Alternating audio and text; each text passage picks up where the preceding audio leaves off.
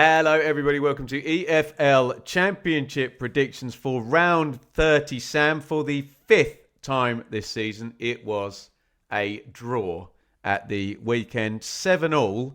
Only one bob on. I think you got the Iggy on this one, didn't you? It was Portsmouth 1, Southampton 1, and you were covering the game for the TV as well, weren't you? So well done on that one.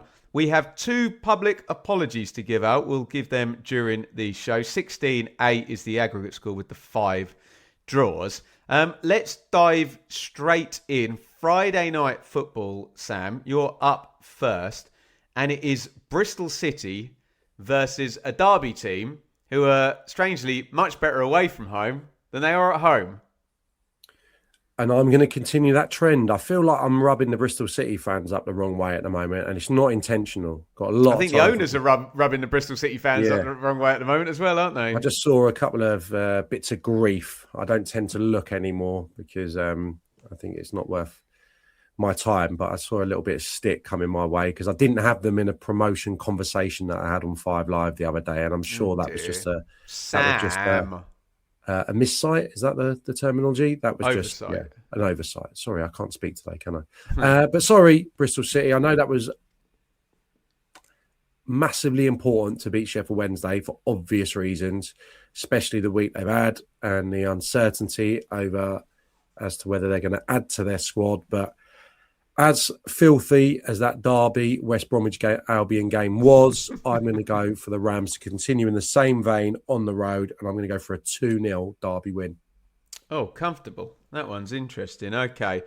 In which case, I'll probably go tactically here and take the draw. I reckon it could be one right down the middle. Maybe because it's on TV and I'm covering it, I'll add some goals in. I think I'm kind of with you. I do make Derby favourites, and Struber has been talking about lack of striking options and things of that nature. Obviously, Mehmeti's gone out as well now, and that's why maybe the Bristol City fans are not overly enamoured with the direction of travel in the transfer window. That's why I'm catching strays, is it? Maybe. I don't know. Mate, it's just football fans, isn't it? Hey, I'll take a Desmond then and play tactically and go for the draw. Bristol City 2, Derby 2. Leicester City versus Charlton. Now, both of these sides had heinous results at the weekend, didn't they? Obviously, Leicester losing to Oxford was the final straw for the owners and Marty Cifuentes, and it couldn't have been worse for Charlton. I suppose it could have been 5-0 instead of 4-0. Arch rivals Millwall. I wonder whether you get a no manager bounce reaction here from Leicester. And I think you could get a low-scoring home win here. Although I think the fans will be a bit suspicious of the players if Marty walks out the door and we get the Tonda Eckert situation we got at Southampton. All of a sudden they start winning. I will take a 1-0 home win. Leicester 1, Charlton 0. Yes, that's probably where I would have gone. Yeah, they were a little bit down on numbers, weren't they, in that home defeat against Oxford? I mean, he couldn't call upon, and I know this is kind of an irrelevance now, but it was a bit of a weakened Leicester City team, especially in the midfield. So if they can maybe have 1 or 2 back, I think I agree with your sentiment. I like the business Charlton have done. I'm not sure that Connor Cody's going to be done in time for this, or he probably will be, but I'm not sure that's going to be a big difference maker if he goes into Charlton's back 3, because his last few seasons have been a little bit indifferent. I go 2-1 Leicester here. Sheffield Wednesday versus a now top 6 side, Wrexham. Oh, old Windass back to good call. His previous employers. Maybe he won't celebrate. He didn't celebrate the other day after he scored a peach at QPR. He certainly won't celebrate against his former team.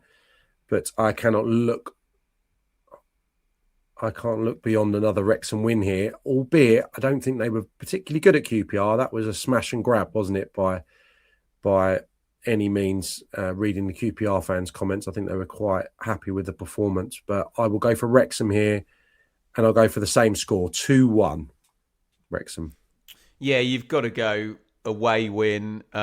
Chelsea have pinched a Sheffield Wednesday youth young player, haven't they? And Ingleson's getting bids, although they do have some leverage on that because there's an extra year's option. But I'm going around the houses. I can't predict Sheffield Wednesday to win at the moment. And there's no home win all season. Wrexham are in a really nice moment. Feels like an away win. You've gone 2-1. I'll go 3-1. And that was a good shout for probably a Windass goal in there as well. Stoke versus Southampton. Surely Stoke's injury issues are going to be slightly less with another few days ticked on and a new striker in the building as well. Schmidt, who I know nothing about, but it's a striker and they've been playing with Cisse up top. Southampton, I mean, they're just a little bit blah, aren't they? They couldn't get anything from the big derby. Well, sorry, got a point in the big derby. They couldn't go and win the big derby at Pompey. And I don't know, this feels equally scruffy, doesn't it, having to go to Stoke? I will go 0-0. Yeah, we're on the same page today, mate. I just think Stoke are... Never a good sign. Yeah, just struggling for goals, aren't they? And maybe I'll give them a goal if in light of them signing a new striker. But I think it's a difficult period and it's looking like it's probably going to be another disappointing season for them. Southampton, I thought tactically... Oh, you did the game, didn't you? Played the South Coast derby quite well because I think everyone would have been anticipating Southampton playing out and Portsmouth closing them and trying to really suffocate. And Southampton kicked it quite long to Adam Armstrong or to equally diminutive forward players. Not completely as diminutive as Armstrong, but you catch my drift. It was... I do. Tactically, I think they adapted to the scenario that was going to play out and they fared well and they got the goal, and at 65, 70 minutes, they were controlling, they were comfortable, and I thought it was going to be a famous victory. But as Portsmouth so often do, finding a way to take points is a great habit, and they do that a lot of the time, especially at Fratton Park. So Southampton, I'm going to say that maybe they're turning a corner. That's 4 points from 2 games, but I think this is a draw. I think it's a score draw, and I'm more than happy to take the 1-1. And maybe a day for Big Ross Stewart, I could see him getting one there. Blackburn versus Hull, Sam. Wow. You may have to remind me Blackburn's latest defeat. They drew 1-1 They drew against Watford at home last time. So they've had the 1-1 with Watford and they've had a 2-2 with Charlton about 3 weeks ago amongst all the defeats, right? Yes, I think 1 win in 14. And they have got players returning because I spoke about this at the weekend. So I read a bit about various players returning. So they're looking a little bit healthier. So therefore, I make them better suited to get something from this game. However, I can't fully go for them with Hull and their form. So I'm going to go for a 2-2 and sit on the fence. I'll take the Hull win then. I think everything at the moment says Hull will concede over 2 XG, but will only concede 1 goal and will win the game. It's a penalty box game, isn't it, Sam? Yeah, I'm regretting my prediction a little bit already. It stinks a 2-1 Hull, doesn't it? But that's about what I'm about to say. But you've already locked in, matey. So I'm happy with it. You're not having it now. So yeah, you've stolen my thunder there. I will, of course, go both teams to score. Hull to win by 1 goal. And Blackburn 1, Hull 2. Ipswich versus Preston. So we think Preston will be without Osmajic and Story, who are both suspended. 0-point week. They'll probably be quite pleased to get away from that horrible pitch at Deepdale at the moment. Yeah. But they went to the Riverside and were handily beaten. So if Ipswich can sort out the number 10 position... then I think they win the game. But as we discussed in the Championship check-in, or as you're about to find out tomorrow, we discussed in the Championship check-in, probably going to be steady, if not spectacular. I will go 1-0 Ipswich. I think it's an important weekend because on the face of it, I think they're 3 decent games for the top 3 as it stands. So there could be some very, very disappointed supporters if they don't take maximum points, and the gap could be greater. I think Ipswich get it done. What did you go for? Margin of victory? 1-0. 3-1 Ipswich. Middlesbrough versus Norwich. Fascinating. Norwich are obviously excellent at the moment, but Middlesbrough are more excellent, and they're at home. Yeah, it wasn't mind-blowing, Norwich's performance. I thought they were good value for that win. What I was most impressed with was just the structure of Norwich, the belief as well, the way they're knocking it around. The chemistry wasn't always evident in the final third, especially the first 45 minutes. There was a few like loose passes or final ball wasn't quite good enough.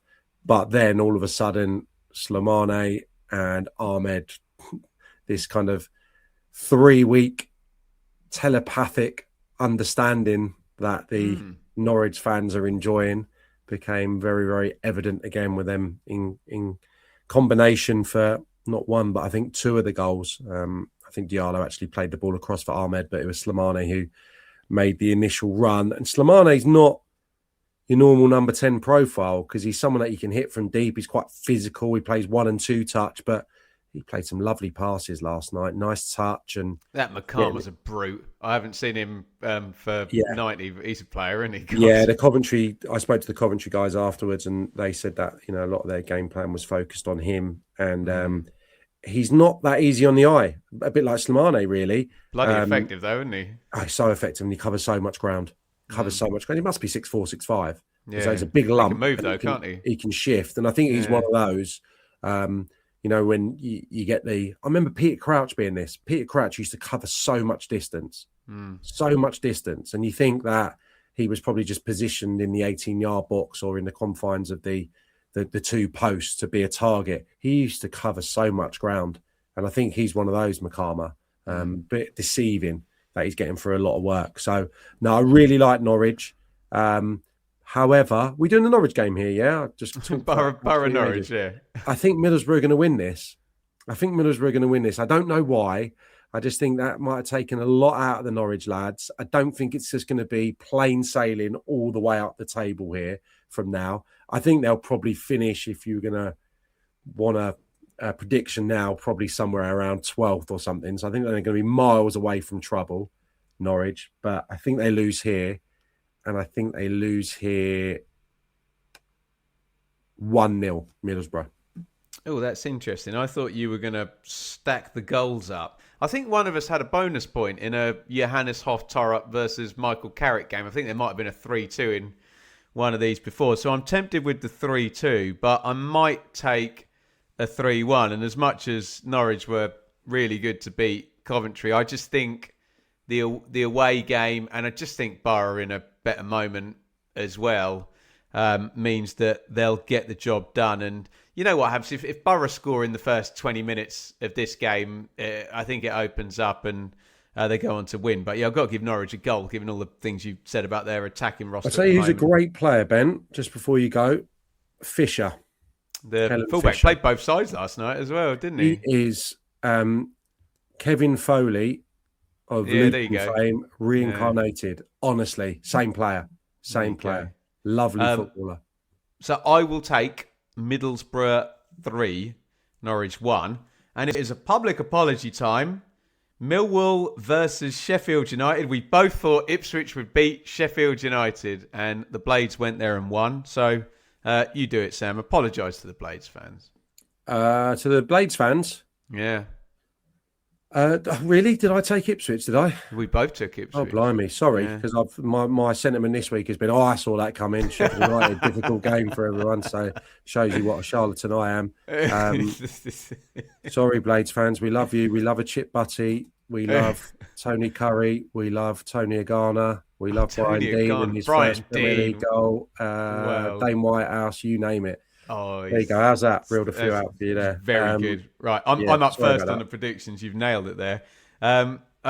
Problem is, I think we're going to have to upset the Blades fans again because I think you've got to back Millwall at the moment at home. I wonder if you would see the lesser-spotted Barry Bannon in this game. We don't know at time of recording whether anything's been completed or whether he'll appear off the bench. It's either a draw or a narrow Millwall win. Let's go for a silly one. I'll go for a bonus point. I'm going to go 3-2 Millwall. And if Millwall do beat Sheffield United 3-2, they're winning in the last minute as well, aren't they? Caleb Taylor will probably bimble one in or Jake Cooper or something like that. 3-2 to the Lions. Oh, mate, I can only see 1-0. I can only see 1-0, and I'm sure 1-0 Millwall? Yeah. This is going to be another public apology to Sheffield United, isn't it? I'm sure it's happened before.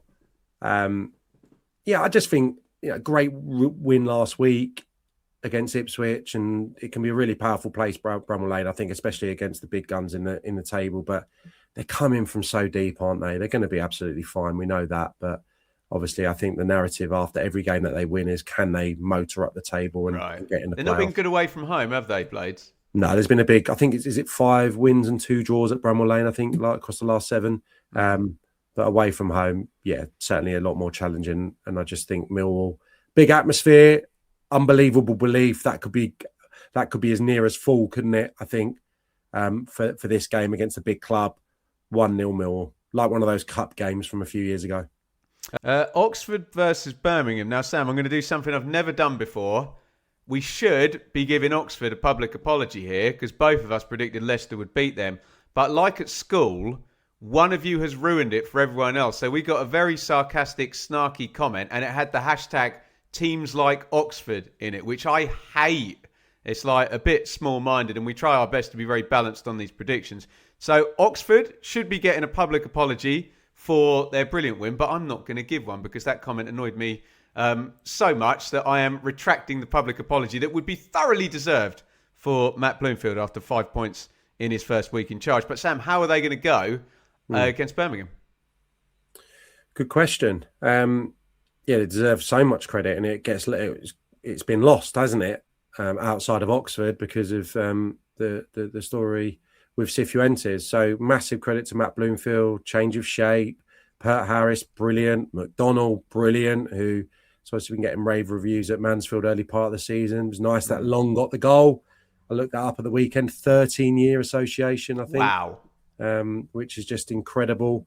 He deserves an awful amount of credit. And for that reason, all those reasons, I'm going to go for Oxford to win by 1-0. Sorry, Blues fans. Wow. I did not expect you to go that way. I think maybe Oxford stay unbeaten under Bloomfield, but Birmingham, it's like Birmingham having to bed in a new team again because of all the business that's been done in the window, and a few of them started as well in the last game, and we're expecting the Spanish lad to come in on the right wing as well between now and this game. So I'll go down the middle and keep Oxford unbeaten, and I will go 1-1. And don't worry, Oxford, you'll get your public apology if I don't see hashtag teams like Oxford anywhere darkening my door. Portsmouth versus West Brom. Oh, God, this one's juicy, Sam, isn't it? So Eric Ramsey got a point, just. Mepham's shot didn't even hit the back of the net, did it? The header at Derby. They're still horrendous away from home, and they've got to go to Pompey. So I can see this holding course. Look, 3 weeks ago, we would have all said Pompey will win this 1-0. I just don't get how you're all of a sudden it's going to change. So I think I might back Pompey here, Sam. And I'll go 2-1 to the home side. Yeah, I don't think I can be strong enough on either side to give them the win. I think there's an overtake, by the way, Sam. If Pompey beat West Brom, they overtake them. Well, there's a carrot. I'm finding this one really difficult because Portsmouth have obviously got horrendous injury problems still in their back line. So much so that Swanson, who's a brilliant fullback, really good footballing fullback, had to play centre-half. Ogilvie back out to left back. There's no one in reserve now for Regan Paul and Shaughnessy, really. So one of the fullbacks will probably have to play in the centre unless they put a young lad in. Still struggling to score goals, Pompey. I think that's an understatement. So I don't know. I really don't know. I think I'll take the draw here. I think I'll take the draw, and I think I'll play another 1-1 because I can't quite see Portsmouth keeping a clean sheet and West Brom. Yeah, I mean, I thought they played okay, actually. I thought it got lost in what was a terrible game, but I thought they stuck to their game plan, and they showed determination in that draw at Derby, albeit from a set piece. So maybe something similar to get them a share of the spoils. QPR versus Coventry. Feels like maybe this was the result last season that I'm going to go for. I don't know why. It seems quite clear in my mind. I think Coventry get back on the horse here. I thought QPR were good at the weekend, but despite that, this will be a tough week, I think, on the training ground, knowing that you've played well and been beaten, how that hurts. And they're missing some big players. They're missing and you've got the league leaders coming. They're missing their best goal. Yeah, how do you get up for this one? You know, they could have gone into this one a little bit free hitty. And I know you want to get into the playoffs and there's a bigger picture, but I think the way footballers work in a season where QPR are having a little bit of a dip at the moment, they could have gone in if they'd have beat Wrexham and thought, you know what, we can just express ourselves this afternoon. And if we get something brilliant, if not, it's not a disaster. This now becomes, I think a really bad week if they are defeated by Coventry, which I think they will be. I'm going to go QPR 0, Coventry 1. So I've either got this as a high-scoring draw or Coventry sort of winning by 1. I don't see QPR winning it. I mean, for the narrative of the title race, the high-scoring draw would be more fun, but you can see Coventry getting back on the horse. And as you're about to point out in the Championship Checking podcast tomorrow, Coventry are going to be looking to bank 4 or 6 points from their next couple of games. So I think I'm going to double you up, mate. But as we've said, and we're going to quote Daniel Farke many more times about how much harder it is to win games in the running. I think it's only single goal margin. You've taken the 0-1, so I'd better take the 2-1 away victory, which leaves us with Watford versus Swansea. I have no earthly with this one, so we can maybe have a little bit of fun. Watford, I mean, we were really excited about them, and then past 3 games have lost to Millwall and had a couple of 1-1 draws at home to Pompey and then against Blackburn. Swansea skew much better at home, but are quite good fun. I would normally give him a goal for Vipotnik, but he missed 2 sitters the other day, didn't he? I think I need to go both teams to score home win here. So I'll go 2-1 Watford. Yeah, don't mind it. I will probably take Watford to get back on the horse just because they're in a really good position to challenge. And it's the type of game, if you're serious about playoffs, despite Swansea's improvement, you got to start winning. I'll go for Watford to win 2-0 to stay right in there in that pack circling the playoffs. Brilliant stuff, Sam. Those are your round 30 EFL Championship predictions. As always, get down in the comments with your own predictions. Let us know what you think of ours. Sam will be back tomorrow. It's a bit confused in my head because we just recorded this show before that, but the Championship Check-In will be out tomorrow. We talk a lot about the title race and playoffs and Cifuentes out of Leicester. So do make sure you are subscribed and all of that good stuff to get recommended that video tomorrow. Lots of stuff's going to appear on the screen now. Also subscribe to the Clips channel and we will see you tomorrow for the Championship Check-In podcast.